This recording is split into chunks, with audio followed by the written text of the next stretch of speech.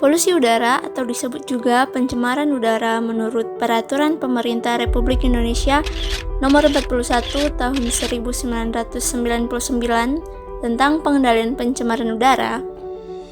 Pencemaran udara adalah masuknya atau dimasukkannya zat, energi dari komponen lain ke dalam udara ambien oleh kegiatan manusia, sehingga mutu udara turun sampai ke tingkat tertentu yang menyebabkan udara ambien tidak dapat memenuhi fungsinya. Nah, bagaimana menurut BMKG? Menurut Badan Meteorologi, Klimatologi, dan Geofisika atau BMKG, penentuan kualitas udara dibagi menjadi dua, yaitu PM2,5 dan PM10. PM2,5 adalah partikel udara yang berukuran lebih kecil dari 2,5 mikrometer, sedangkan PM10 adalah partikel udara yang berukuran lebih kecil dari 10 mikrometer. Keberadaan partikel-partikel udara ini dalam udara ambien tentu saja memiliki batas konsentrasi yang diperbolehkan berada dalam udara tersebut. Untuk PM2,5, batas konsentrasi polusi udara yang diperbolehkan berada dalam udara ambien adalah 65 mikrogram per meter kubik. Sedangkan untuk PM10, batas konsentrasi polusi udara yang diperbolehkan berada dalam udara ambien adalah 150 mikrogram per meter kubik. Berbicara soal pandemi COVID-19, fakta yang nyata saat ini adalah selama masa karantina, ternyata polusi udara semakin menurun.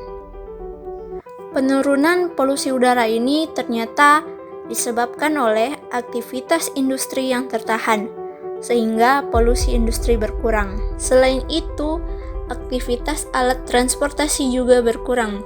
Sekarang bisa kita lihat kebanyakan mobil dan motor terparkir di garasi rumah dan hanya dipakai saat dibutuhkan saja. Berikut adalah laporan perubahan tingkat polusi udara di 7 kota besar dunia yang dilansir dari salah satu situs berita di Indonesia. Mari melihat dari beberapa negara yang mengalami penurunan polusi udara.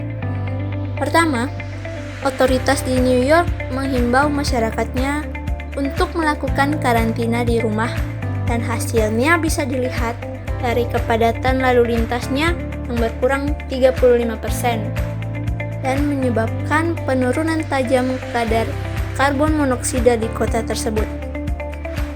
Berlanjut hingga 13 Maret, Monitor Earth Institute di Columbia University menunjukkan penurunan 10% karbon dioksida dan emisi metana dan juga 50% penurunan karbon monoksida di kota tersebut.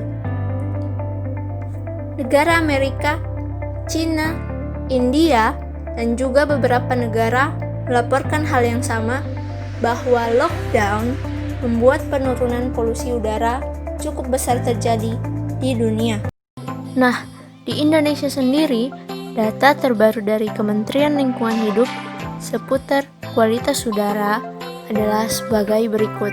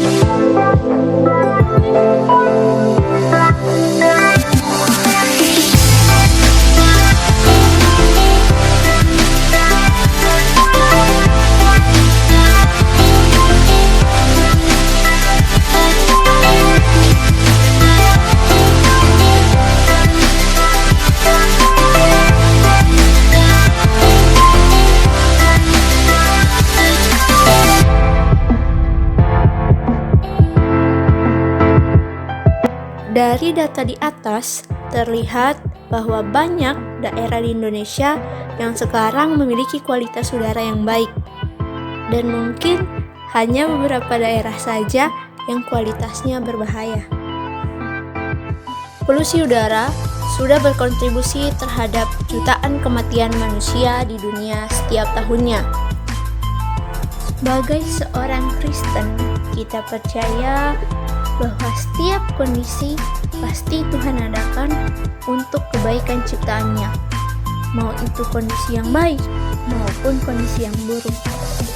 Oleh sebab itu, jangan kita hanya duduk diam dan meratapi hal yang terjadi saat ini, tetapi mari kita bersyukur buat perlindungan Tuhan dan untuk kebaikan Tuhan kepada kita yang bisa kita rasakan hingga sampai saat ini.